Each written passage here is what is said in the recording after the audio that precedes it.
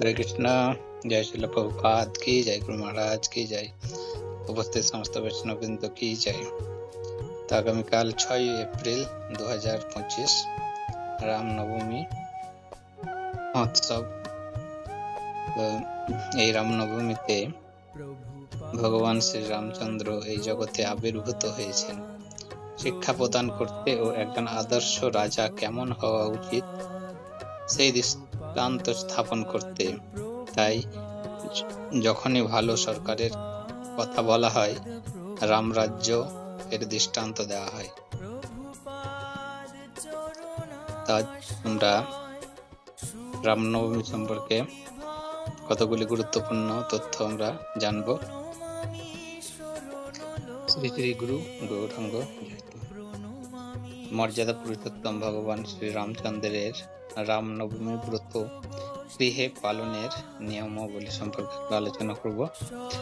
শ্রী রামচন্দ্র সীতারামের চিত্রপটে পুষ্পাঞ্জলি প্রদান, দুপুর 12টা পর্যন্ত উপবাস, এরপর অভিষেক, আরতি, পুষ্প অর্পণ, অর্ঘ্য প্রদান এবং ভোগ নিবেদন করবেন।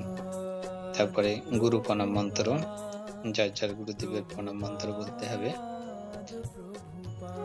নমো বিষ্ণুপাদায় কৃষ্ণপৃষ্ঠায় ভূতলে শ্রীমতে জয় পতাকা স্বামী নামিনে নমাচার্য পদায় নিতায় কৃপা প্রদায়িনে গৌর কথা ধামদায় নগর গ্রাম তারিণী।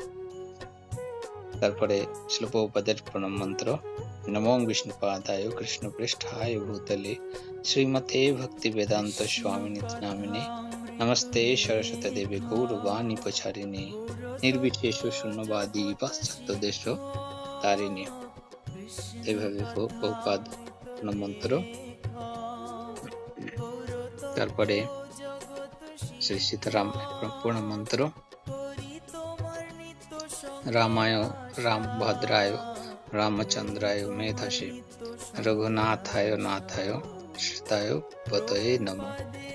তারপর পুষ্পাঞ্জলি প্রদান মন্ত্র। এসো চন্দন বন্ধু পুষ্প শ্রী রামচন্দ্রায় নমঃ। 3 বার পুষ্পাঞ্জলি।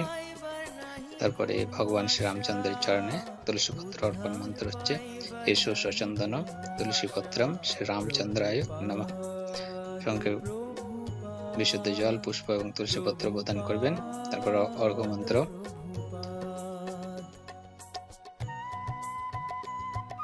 দশাননবধার্থায় ধর্ম সংস্থাপনায় চ দানবানাং বিনাশায় দৈত্যানাং নিধনায় চ পরিত্রাণায় সাধূনাং জাতো রাম স্বয়ং হরি গৃহাণার্ঘ্যং যাতাত্যং পার্থিবীঃ সহিতো নঘ।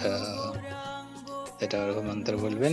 তারপরে এই দিন আমাদের শ্রীমদ্ ভাগবতের নবম স্কন্ধের 10ম অধ্যায় ভগবান শ্রী রামচন্দ্রের আবির্ভাব লীলা মহিমা পাঠ করবেন প্রত্যেকে। এছাড়াও বাল্মীকি রামায়ণ পাঠ করতে পারেন, ভগবান শ্রী রামচন্দ্রের সহস্রনামাবলী পাঠ করতে পারেন। জয় শ্রীল প্রভুপাদ কি জয়, গুরু মহারাজ কি জয়, উপস্থিত সমস্ত বৈষ্ণববৃন্দ কি জয়।